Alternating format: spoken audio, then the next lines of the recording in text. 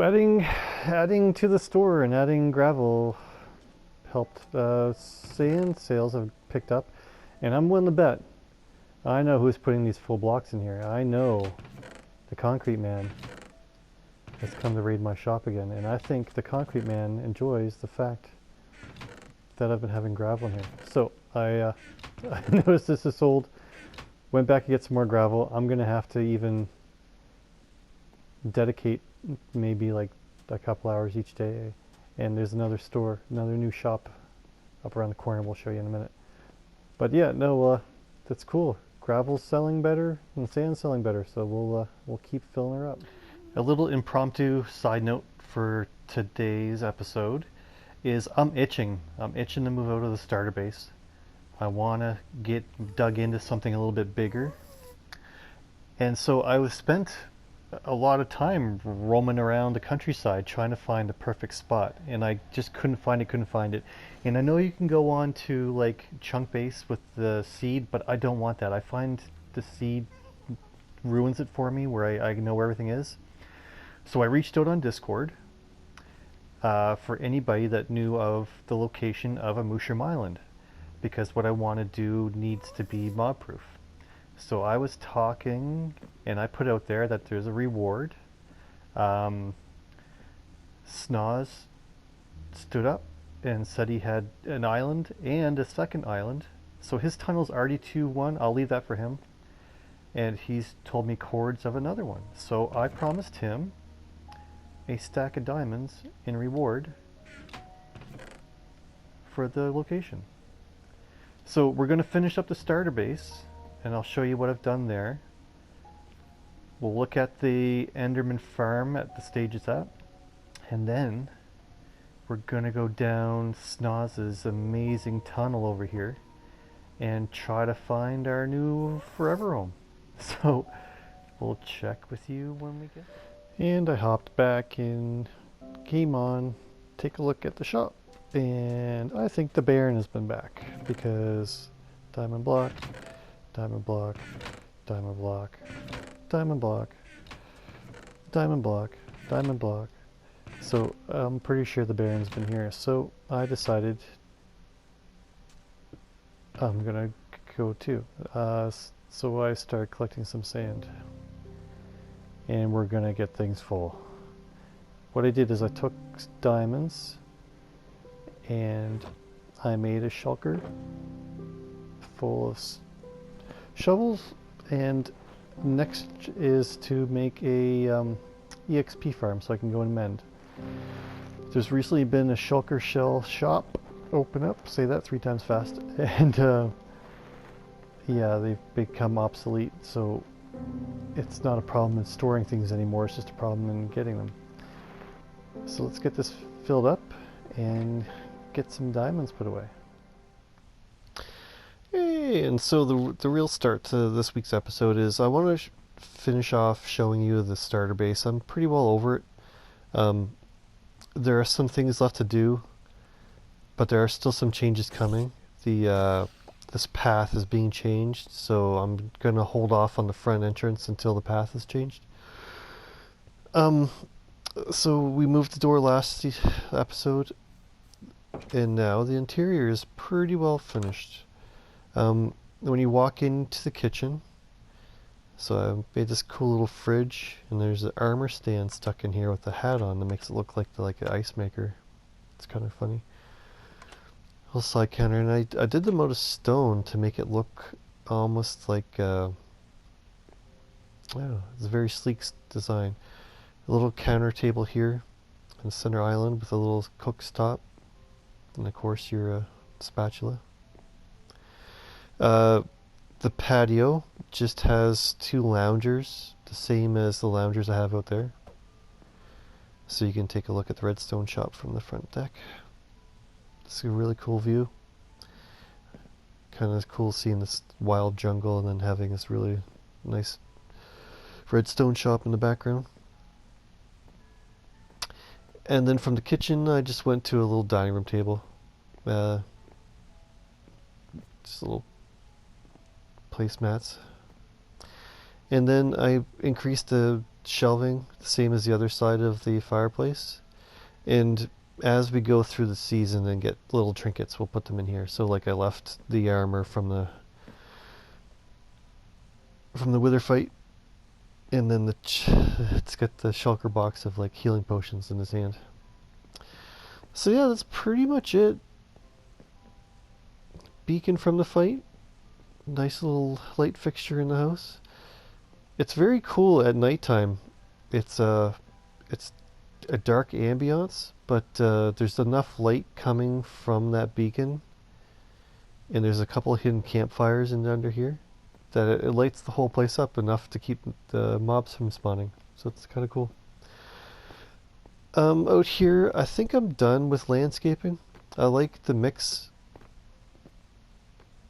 I was going to put a whole bunch more corals out, but I think that's plenty. I don't want to be too super busy. I'm getting to the point now where it's too much. There's too much mix. There's too much variety. It kind of takes away from the sleek design I was trying to go for. And we'll finish out here with looking at... so I had filled the sand up again. I'd filled the dirt up again, or the gravel, and our friendly neighborhood Baron has come through again. Of course, he doesn't want the flint. And he's basically bought her. I can tell when it's... So this wasn't him. But anytime I see blocks, these were all shulker boxes in here. And he's bought all of them. So we're going to have to go dig some more sand again. That's probably the 5th time I've said it this episode. But what I want to do now is I've done some work in the end. Actually, let's take a quick fly. Here's the new shop that Zach has worked on. He has made a shulker farm. So now shulkers are very common in the world. And he's working on changing the path out. So that's why I'm holding off on the front door. He's got this really intricate, cool pixelated design that maybe we can all work together to get put in. But it's going to replace this whole path. So I'm not going to mess around with the front door until that's done. But if you can bear with me, let's hop into the end. And we'll show you the Enderman farm. So I put together a little Enderman farm as kind of like a community use, early game, simple EXP. Some people don't have the big farms to get infinite experience. And so I made this little Enderman farm. And you can see Zach's... His intention was to put an overworld farm in, but there's a glitch right now when you take the shulkers through the end portal, or the gateway. They spawn in the overworld like 500 blocks up in the air, so he ended up putting it here instead. So you can see some of the shulkers rendering in there. Super fast design, works really well. So this is my little Enderman farm. And I decided to make a little change to it. Oh, I can't put a leaf there. Do I have a block of anything? Can I put...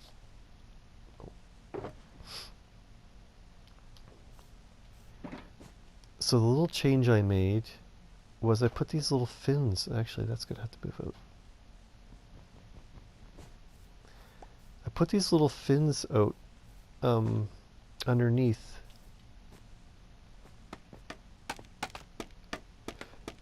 With the intention of, I'm not sure that Endermen have an overworld cap and a cave cap. So there's blocks over top of their head and they're standing in water, and the thought is that they'll teleport straight up and then get caught by these guys. Oh, I should not have looked. But I don't know if anybody actually spawns in here.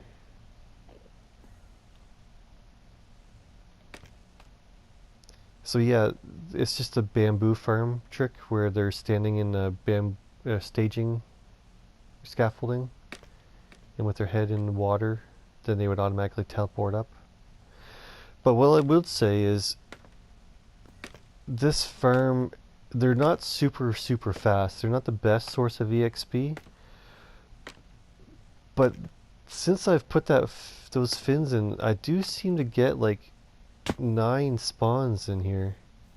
Like if you wait, you'll get about 9 bodies. Whereas I'm sure I've only ever had like 6 or 7 in my other ones. So maybe the fins do help. But yeah, just a simple little EXP farm. And I left a note that all pearls that are left in here are free to take for anybody that wants them. So I don't know if anybody's ever going to use this but for me. But it's here if anybody wants it. So the next thing we'll do is let's run to our new forever home. I think I said in the beginning of this that Stotts gave me some coordinates to Mushroom Island. And I've done some work in the background where I've found the island. I've made a little portal to it. And I've started a little intermittent starter base. But I want to get over there and let's talk about future plans. And welcome to my forever home. So I decided to find a Mushroom Island. I love it because you can build darker and not have to worry about mob spawning. So it's just a general mob or Mushroom Island so far, but I've moved in and I've started some earlier kind of things. Like I planted some bamboo so I had a source, and I put a couple trees down so that I had some wood. And this is going to be my storage room for now, because I don't really need a house. I'm just going to live here on the beach, and I've just put a bunch of chests and I'm starting to get sorted. I've started bringing some of the supplies over from my starter house, and I'm just going to live like this. I might decorate around them a little bit, but I'm just going to live in this open room so that I can fly in and fly out. And as an added bonus, I kind of get food whenever I want. I've got a shrieker here, so eventually this is all going to be skulk, unless I decorate it. But yeah, I just leave some food down. So let's talk about what my plan, or what I've done so far. So let's say bamboo, some trees, some storage, and then I made a little staircase down to like stone level and then down to diamond level. The other thing down here is yeah, I'm not too good. I'm going to make a bubble elevator to get down, but I've made a portal to the nether down here as well, so that when you come through the other end, you can see now that all my tools are netherite. I've made a portal down here to go down, way down to the lower level in the nether, so I can mine.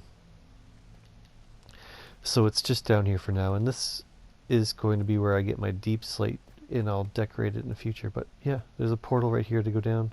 Is there a raid? No. Yeah, so this just goes down to like level 5, I think, in the nether.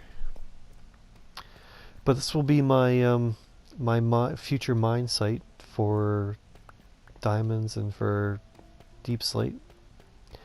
And I want to take some hints from PJs.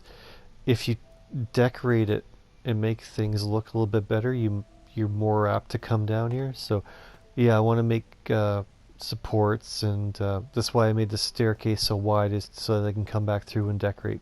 So my next pass, once I have some supplies, will be to decorate the staircases, and then here will be where I can stop off to get stone, and diorite's going to be very important to me here soon, and decorate the rest of the way up. So this mine will stay here.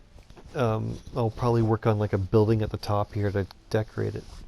But let's talk about the island and what my plans are. So here's a farther away view. It seemed bigger when you're walking around, but as you fly, it's not that big. So what I want to do for a big base this season is I just recently listened to the audiobooks of the Stormlight Archives. It's a book series by Mr. Sanderson. It's kind of a futuristic fantasy, but not futurist. It's medieval fantasy. But the idea is there's a whole nation that uses fabrils and stormlight to power basically magic, and they've got different cities and different cultures. So what I want to do here is maybe represent 2 or 3 of the different civilizations. So up here I want to put a little port city because it looks kind of like a port. So I'm thinking like Kolinar or one of the port cities. And then the big part of the book series is there's a tower where a lot of this I think the final book is based in the Rhythm of War. Aethera, the giant tower. So I'm thinking I'm gonna put the big tower in here, which is gonna take up most of this island because it's a rather big build. And I'm going to build how I think it is because I listen to the audiobooks while I'm working. So I kind of see that I know the big picture, I don't know the fine detail. So to me, like the tower is white and organic shaped. But then all the things I hear or see online, it's all very square and so I'm going to do my own version of it. And then I'll have a port city here. I think the port city will be like deep slate and dark stone kind of build. And then the tower is going to be more like white or light sandstone and diorite or something to that effect. So I think in the future we'll work on block palette. But I'm not going to start building these for quite a while. I want to gather a lot of supplies. I don't want to get like half a wall in and then have to stop and go mine. So I think the first thing for me to do here on this island is I'm going to like completely terraform the whole thing. I'm going to rip up every mushroom. I'm going to cover up every bit of mycelium and terraform it first, and then lay out the cities that I want to do and start from there. The other cool thing I've noticed as I was flying around is this little crater right there, which should be due south.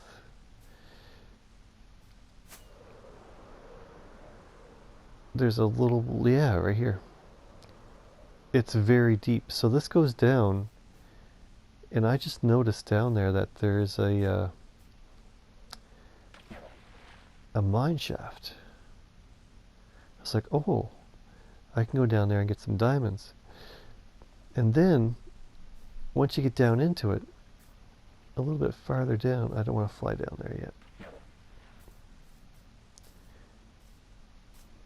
Yeah, let's go down. Woo! Okay.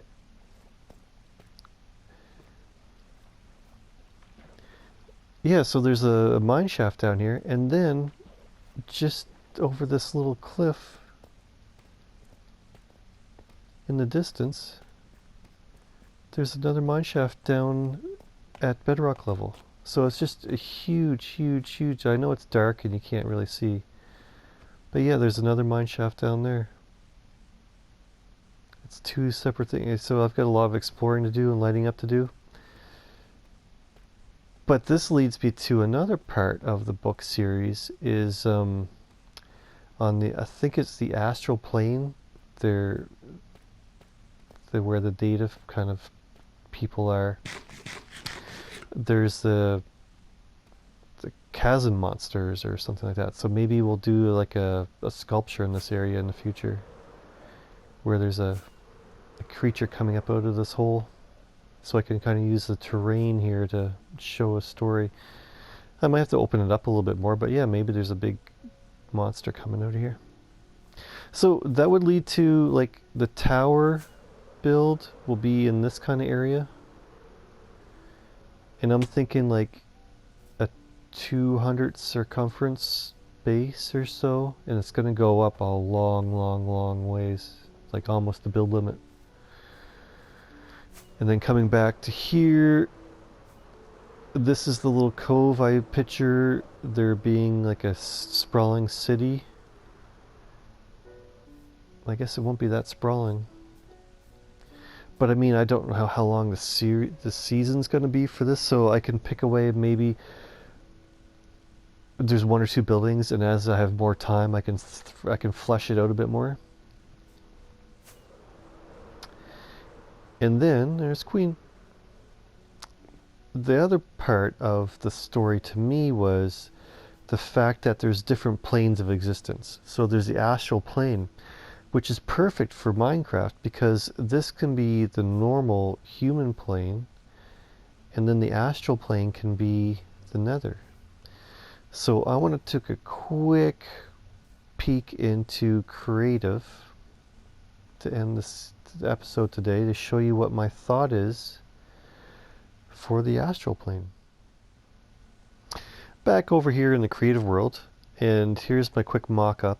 And I think I called it astral plane, and I believe the book called it Shadesmar, or it's the world in between. So in this other world, where the overworld is ground, this world has, like, it was described in words as beads of, at the essences basically of material possessions turned into or represented as beads, so the spirit inside of them are here. So this was my first thought, is the skull could be the beads of the water, and then like this would be the skyline of the black turning into like the distance, and then having like the land be like dead coral. So I know it's kind of hard to see what I mean from this, but picture like 900 blocks of land and then the water underneath. But then I started talking to Stoic about buying some concrete and getting this all set up. But then the quick realization came that I can't really mob-proof Skulk, because in the nether I'm going to have like magmas and gas spawning on this, and I thought I could just cover it in string, but I don't want that. Like, I know if you're going through here at Mach 100 on a blue ice road, you might not see that, but I don't want to see a grid down there. So I changed it up, and I'm going to go with Skulk in the ceiling as what you see when you fly through, and then the horizon being carpet. It kind of eliminates the idea that you're boating across the sea of beads, but I don't know how else to really do it. And then I'll still, like, I'm gonna flesh this out this way. This is going to be a lot of work, and I've already spent probably 12 hours doing it. But then I'll do this, and then I'll come back in and make like little islands, and then I just put buttons on them or something to hide it, and I can hide lighting in there too. But yeah, this is the general idea of what it's going to look like for the nether path. But that being said, from Spawn Island in our regular world to the Mushroom Island, it's 900 blocks and 200 one way and 200 the other way. So I've got about 1100 blocks to cover. And then if every line then that I want to decorate is about 1200 blocks. So that's 1200 times 1, 2, 3, 4, 5, 6. It's 25. So 1200 times 25 Skulk. And there's currently no way of getting Skulk on the server, so I'm going to have to come up with a Skulk farm in order to do this display. So not only will I have the Mushroom Island, I'm going to have to make like a little industrial area, because I don't want to have a great big redstone contraption on my island. I could probably bury it underground, but then I got to dig, you know, another 12 hours of digging to do that. Oh yeah, this was my other idea, was to hide like flashes of lightning. I think that might be a way of doing it. I could just like branch.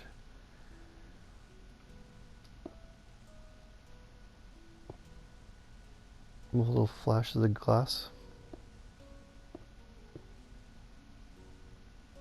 And maybe sparkle some things in and then hide some light. So yeah, there's ways I can fancy it up after I've got it done. but this is a general idea. So I probably won't show you the tunnel until I have at least the skulk in. We might go past it back and forth every once in a while, but I'm not going to showcase it until it's done, and it could be a couple weeks. But yeah, so the main idea for the island is get the island terraformed, get the nether tunnel in so I can get back and forth, and then make a skulk farm. In the skulk farm, I'm going to try to figure it out so that it can be turned off and turned on, and then used as just experience to mend. So it should be kind of cool. We'll work on that. So I think that's pretty much it for this episode. There's a lot of work to be done in the background, but I made the farm on the end,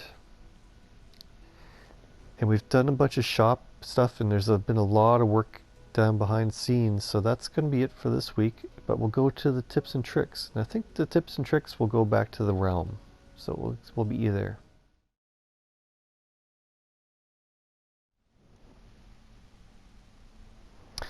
On today's tips and tricks, I want to talk about world gen, and specifically about if you're on a long-term world. So the way I understand it is the worlds are generated off of your seed. So your seed is a unique number that basically tells the algorithm where structures and biomes should be. But this world was made in 1.16, I believe. And what happens is when you go from one Minecraft update to the next, biomes are added, world heights change, different structures exist and some don't. So what can happen is, back in 1.16 when this was made, the nearest stronghold for me was about a 2,000 trip in the nether that way, or a 3,000 block trip in the nether that way. Fast forward to caves and cliffs, and the world gen has changed, and if you go into especially use like an exterior software like mine chunk or chunk base, if you want to find something. So I wanted a stronghold that was closer to me, so I loaded up chunk base and put the seed number in, and I came to find out that it was right here. This wasn't here when I started this world. When I started digging, there was nothing here, but I looked into chunk base, and as I go through this portal, there is a stronghold. So you'll see sometimes when you're flying around,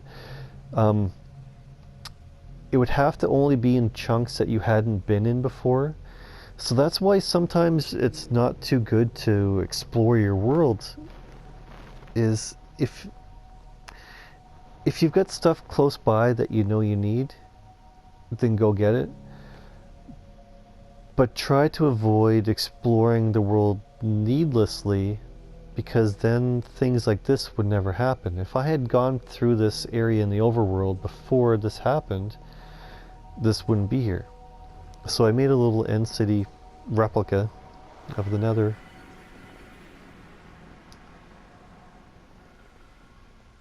which allowed me to have my own stronghold. So I made a little, like, oh, I think I imagine this is like the birthplace of dragons. Like, these are all dragon eggs, and they're all hatching and learning how to get into the end. I don't know. But yeah, no, this wasn't here. And you can see sometimes when you're flying around in newly formed chunks in the world that you'll have like hard edges and weird gen. That's the place to look for new structures in old areas. So yeah, this allowed me to have a very quick access to my end island. And I love the way this turned out as a big build. To have skulk veins, or skulk down through here. I think it looks really cool. So yeah, that would be my trick for this week, is only explore kind of what you have to. I know, like, that's the strange part about this new update 120 is that in order to get all the armor mods or the decorations, you have to explore, but then exploring the world leads you to not being able to find stuff in the future. So it's a weird kind of, I don't know, dichotomy of needs and wants right now in Minecraft. They want you to explore, but exploring sometimes shoots yourself in the foot. So yeah, that's my tip for this week. So next week, hopefully we'll get the island completely changed around. Like this was the Mushroom Island. Down underneath this moss was all mycelium. So I'm gonna have to do this again. But then I've got to decide, I think there's going to be like the port city is going to be like a sandy terrain, so I can work on that. I can put a bunch of gravel and sand and stuff in. And then we'll get the industrial area. That's kind of like what I have here. I have an industrial area that in reality is only a couple hundred blocks over the island that way.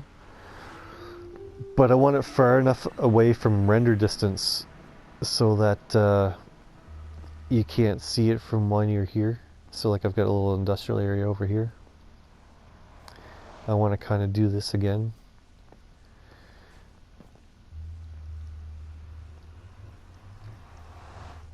Is to have a little space where you can have, I mean, some people find it pretty, but it's kind of ugly to have things like this. So this is my idea basically for a skulk farm.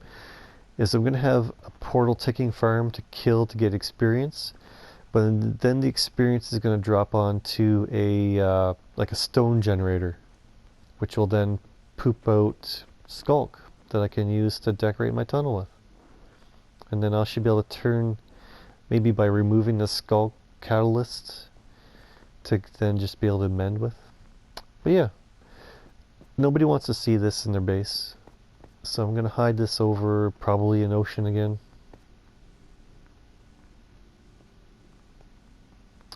It worked out for me here. I just need a bunch of glass. So yeah, no, thanks for watching. Next week should be a lot of changes around, and we'll show you then. And maybe we'll open a new store up where I sell some skulk.